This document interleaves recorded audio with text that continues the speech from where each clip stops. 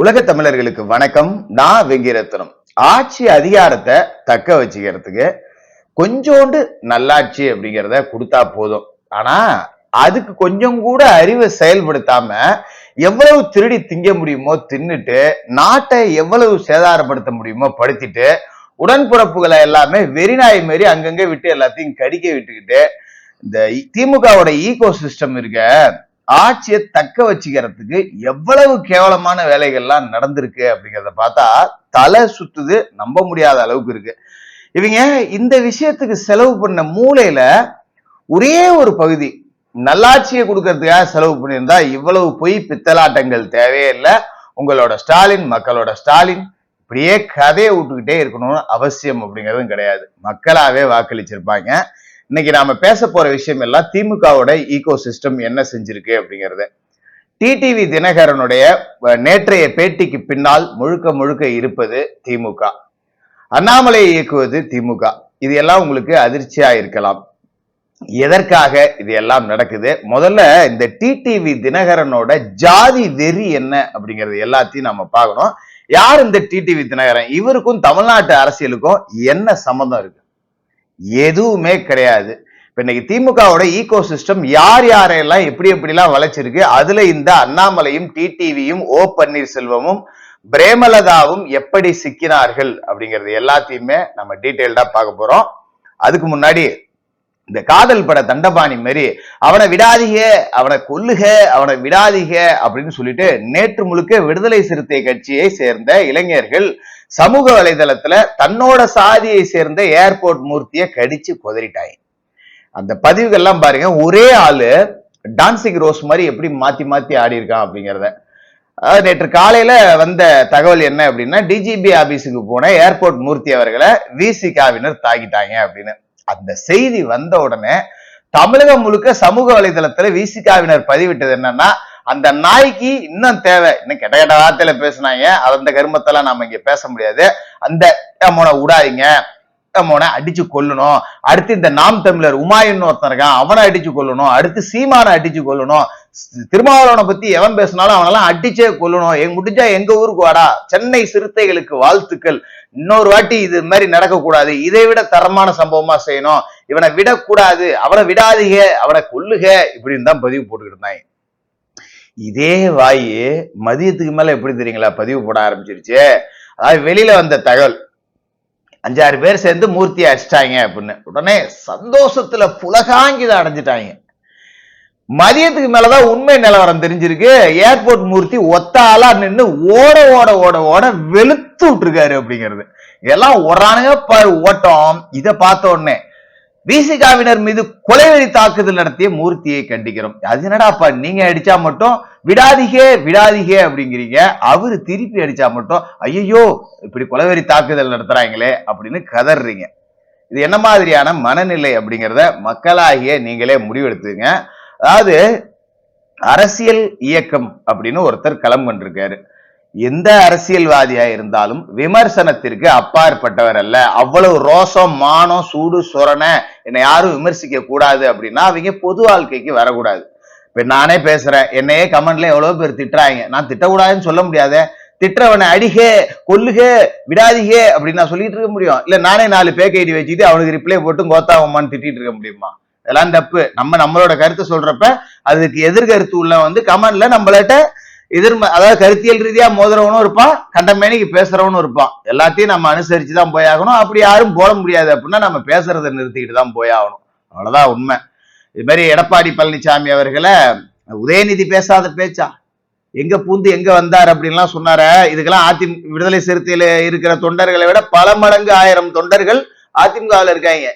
உதயநிதி போற இடத்துக்கெல்லாம் குச்சி தூக்கிட்டா துரத்திட்டு போறான். இல்ல ஸ்டாலினை ஏத்தி அதிமுகவினர் விமர்சிக்கும் போது திமுக குச்சி தூக்கிட்டு போறான். திமுக கூட இந்த கேடுகட்ட வேலையை செய்ய மாட்டான். விமர்சனத்தை புரிஞ்சிக்க முடியலன்னா அரசியல்ல இருந்து அகற்றப்பட வேண்டிய அழுக்குகள் நீங்கள். விமர்சனம் அப்படிங்கிறது தான் ரொம்ப அவசியமா ஒரு மனிதனுக்கு தேவை. அப்பதான் அவனோட கெட்டதை அவன் திருத்திக்க முடியும். என்ன நல்லது வருது அப்படிங்கிறத அதிகப்படுத்திக்க முடியும். இதை பொறுத்துக்க முடியாது. எப்படி எங்க தலைவரை பேசலாம்? எப்படா எங்க தலைவரை பேசுறதுக்கு உங்களுக்கு என்னடா தகுதி இருக்கு? என்ன உங்க தலைவரை பேசுறதுக்கு ஏதாவது ஐஐடியில தனியா படிச்சு பட்டம் வாங்கிட்டு தகுதியோட வரணுமா? அரசியல்னு உள்ள வந்துட்டா யாரா இருந்தாலும் விமர்சிக்க தான் செய்வான்.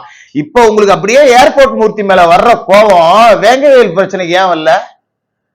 வேங்கவேல் பிரச்சனை எங்க போனீங்க? உங்களோட கோபம் ரோஷம் மானெல்லாம் எங்க போச்சு? கள்ளக்குறிச்சி கள்ள சாராயத்துல செத்து போனவன் எல்லாம் பாவப்பட்ட பட்டியல் சமூகத்தை சேர்ந்தவன், அங்கேயா உங்களுக்கு ரோஷம் வரல? போங்க கண்ணு ஊட்டி விட்டு கட்டையை தூக்கிட்டு. உங்களுக்கு எல்லாம் பொது தொகுதிக்கு நீங்க எல்லாம் கேட்கலாமா? பொது தொகுதிக்கு நீங்க எல்லாம் ஆசைப்படலாமான்னு கருணாநிதி கேட்டார்ல. போங்க பாப்போம் ஸ்டாலின் வீட்டுக்கு. அது என்ன யாரும் இல்லாதவன் அப்படின்னா மட்டும் உங்க வீரத்தை காட்ட ஆரம்பிக்கிறது, அவன் திரும்ப கையில இருந்து எதையாவது எடுத்துக்கிட்டு அடிக்க வந்தான்னா புறமுதிக்கிட்டு ஓடுறது.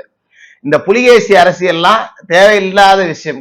கருத்தால எதிர்கொள்ள கத்துக்கங்க, இல்லைன்னா இது திருமாவளவனுக்கு தான் அசிங்கம் அப்படிங்கிறதையும் சொல்லிக்கிட்டு, அடுத்ததா அண்ணாமலை. இப்ப சமீபத்துல அண்ணாமலையோட பேட்டியை எல்லாம் பார்த்திருந்தீங்கன்னா, அண்ணன் எடப்பாடி பழனிசாமி அவர்களை முதல்வராக்குவதே எனது லட்சியம். இதே அண்ணாமலை தான் சில காலங்களுக்கு முன்னாடி நல்லா இருந்த அதிமுக பிஜேபி கூட்டணியை உடைச்சு திமுகவை ஜெயிக்க வச்சவர். வாயை மூடிட்டு செவனேன்னு இல்லாம திமுக காரன்ட்ட செட்டிங் போட்டுக்கிட்டு அண்டர் டீலிங் வச்சுக்கிட்டு வேலை பார்த்துக்கிட்டு இருந்ததால அவரோட தலைமை பொறுப்பு அப்படிங்கிறது பிடுங்கப்பட்டுருச்சு. இப்ப தலைமையில இருந்து கூட்டணியை விமர்சிக்கனா அவ்வளவுதான் அப்படின்னு மிரட்டினதால அண்ணாமலையால வாயை திறக்க முடியல. அதுக்கு என்ன பண்ணலாம் அப்படின்னு அப்படியே உட்கார்ந்து சிந்திச்சவரு, இருக்கவே இருக்கு நம்ம தம்பி, இந்த பக்கம் ஓபிஎஸ், இந்த பக்கம் டிடிவி, ரெண்டு பேர்த்தையும் ஏவி விடுவோம் அப்படின்னு. ஓபிஎஸ் ஒரு எடுப்பார் கைப்பிள்ளை, யார் பிடிச்சாலும் அது பட்டுக்க தலையாட்டி பொம்மை மாதிரி ஆட்டிக்கிட்டு உட்காந்துருக்கும். அது ஒரு அரசியல் தற்கூரி அப்படின்னு வச்சுக்கலாம். அதனால அந்த பீஸை நம்ம ஓரமா போட்டுடலாம். ஏன்னா அரசியலில் இந்த மாதிரியான ஆளுமை இல்லாதவர்கள் எல்லாமே ஆட்டோமேட்டிக்கா அனாதையாக்கப்படுவார்கள். அந்த அனாதை பட்டியல்ல இப்ப செங்கோட்டையனும் சேர்ந்திருக்காரு. டிடிவி பேசுனது என்ன அப்படின்னு பாத்தீங்கன்னா, எடப்பாடி பழனிசாமிக்கு எதிராக, அதாவது வார்த்தைக்கு வார்த்தை துரோகம் துரோகம் துரோகங்கிறவர். முதல்ல இந்த டிடிவி தினகரன் யாரு தெரியுமா? டிடிவி தினகரன் ஒரு பச்சை துரோகி. இத சொன்னது யாரு? சசிகலா. கட்சியை விட்டு 2012 எல்லாத்தையும் அம்மையார் ஜெயலலிதா அவர்கள் அடித்து விரட்டும் போது சசிகலா அவர்கள் ஒரு மன்னிப்பு கடிதம் கொடுத்து மறுபடியும் போயஸ் கார்டனுக்கு வந்தார். அதுல என்ன தெரியுங்களா எழுதி இருந்தது?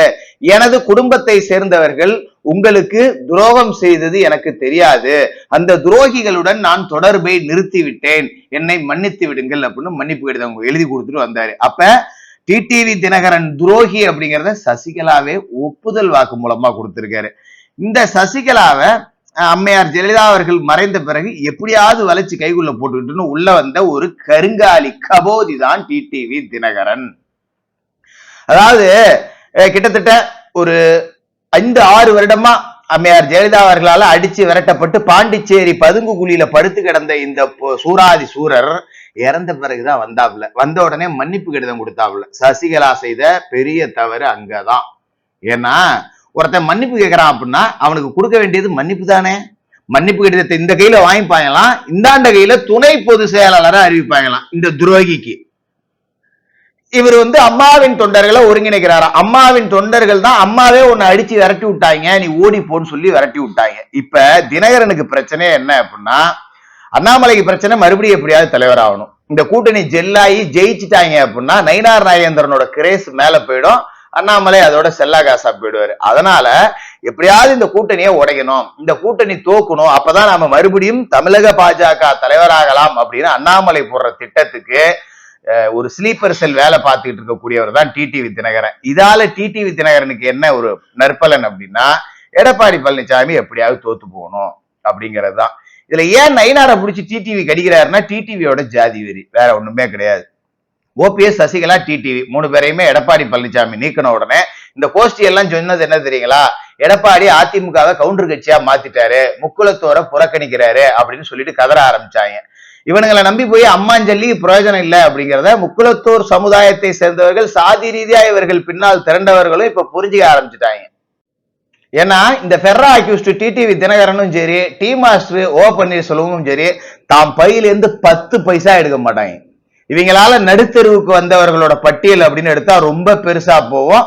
உதாரணத்துக்கு வேணா ஒண்ணு சொல்றேன். இன்றைய திருச்சி மாநகர் மாவட்ட அதிமுக செயலாளராக இருக்கக்கூடிய சகோதரர் திரு ஜே சீனிவாசன் அவர்கள் டிடிவி தினகரனை நம்பி பல சொல்ல முடியாத துயரங்களுக்கு ஆட்பட்டு தன்னோட சொத்தையெல்லாம் இழந்துட்டு மறுபடியும் தாய் கழகம் திரும்பி இன்னைக்கு நல்லா இருக்கார். இந்த மாதிரி டிடிவி பெரிய ஆளு, அப்படி டிடிவி கிட்ட சசிகலா சொத்து முழுக்க இருக்கு, நம்ம போனா நல்லா செலவு பண்ணுவாங்க, கட்சியை வளர்த்துடலான்னு போயிட்டாங்க. ஆனா டிடிவியோட யோக்கிய புத்தி என்னன்னு சசிகலாவுக்கு தெரிஞ்சால 10 பைசா அவுக்க மாட்டேன்னு டிடிவியை துரத்தி விட்டுருச்சு. விளைவு டிடிவி கிட்ட பணம் இல்ல, இருக்கிற பணத்தை மனுஷன் வெளியே எடுக்க மாட்டாரு. அப்ப தன்னை நம்பி வந்தவனை பூரா நீங்க எடுத்து பாத்துங்க. இதுல KPP சாமி, வெற்றி செல்வன் இவங்க எல்லாம் செத்தே போயிட்டாங்க இந்த ஆளுக்கு பின்னாடி போய் நின்று. இன்னும் பல பேர் சொத்தை இழந்து தங்களோட உடைமைகள்லாம் இறந்து நடுத்தருக்கு வந்து இன்னைக்கு மறுபடி தினகரன் கூட போனதுக்கு தான் புத்தியை செருப்பால அடிச்சுக்கணும் அப்படின்னு சொல்லிட்டு மீண்டும் அதிமுகவுல போய் இணைஞ்சிருக்காங்க. இப்ப இவங்க பின்னாடி யாருமே கிடையாது. இருக்கிறது ஒன்னே ஒண்ணு என்னன்னா ஜாதி. இங்கதான் இவங்களுக்கு வைத்தறிச்சல் நயினார் நாகேந்திரன் மேல. ஏன்னா அதிமுகவை முக்குளத்தூர் புறக்கணிக்கணும்னு டிடிவி பேசிட்டு இருந்த இதே வேளையில முக்குளத்தூர் சமூகத்துல செல்வாக்கு மிக்க நபரான நயினார் நாகேந்திரன் பிஜேபி தலைவரா தேர்ந்தெடுக்கப்பட்டிருக்காரு. நயினார் நாகேந்திரனுக்கு திருநெல்வேலி, தூத்துக்குடி, மதுரை, தேனி இந்த பகுதி முழுக்கவே முக்குளத்தூர் மத்தியில நல்ல செல்வாக்கு அப்படிங்கிறது இருக்கு.